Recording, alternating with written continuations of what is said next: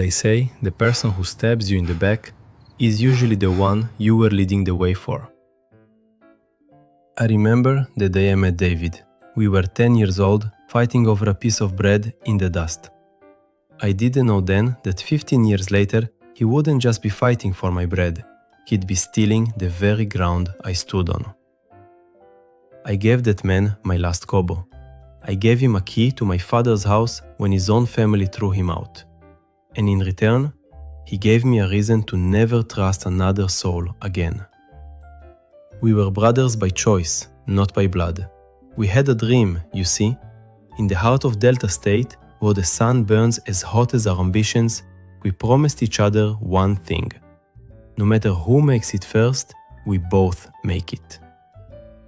We spent 2 years, 730 days, saving every single Naira. We worked the late shifts, we skipped meals, we wore the same faded shirts until the fabric was thin as paper. Frank, he used to tell me, once we start this business, our mothers will never cry for money again. I believed him. I looked into his eyes and I saw a brother. I didn't see the shadow that was growing behind his smile. We finally hit our goal, 1 million Naira, the start of everything. We kept it in the small safe under my bed.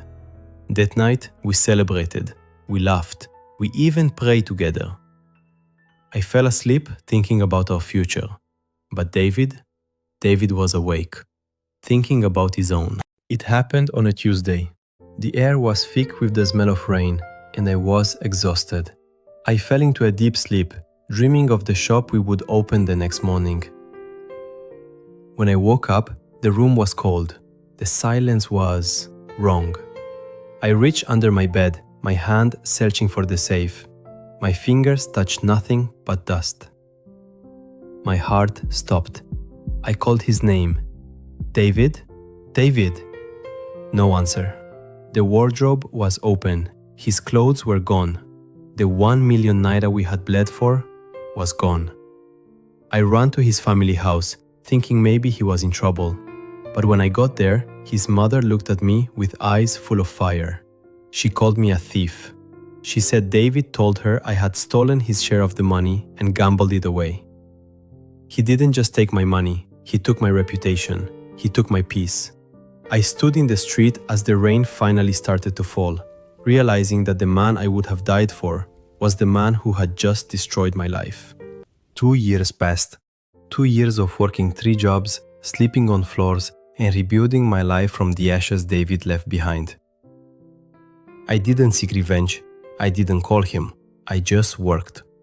I turned my pain into a ladder, and I climbed until I could finally breathe again. Then, last Tuesday, it happened. I was walking out of my new office in Lagos when I saw him. He wasn't the David I remembered. His clothes were torn, his eyes were sunken, and he was begging for a few Naira from strangers who walked past him like he was invisible. Our eyes met. For a second, the world went silent. I saw the shame wash over his face. He waited for me to scream. He waited for me to call the police. He waited for me to finally take my revenge. But I just looked at him. I reached into my pocket, pulled out a bag of food I had just bought and handed it to him. The same way we used to share bread when we were boys. I didn't say a word.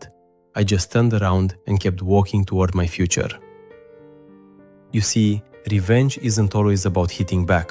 Sometimes the greatest revenge is becoming so successful that the people who try to break you no longer even recognize the person you've become. Don't let a betrayal turn your heart to stone. Let it be the fuel that drives you to a life they can only watch from the sidelines. If this story touched your heart, type the word STRONG in the comments. And if you're ready to let go of the past and win, hit that subscribe button. You are not alone on this journey. This is Stories by Frank. Thank you for watching.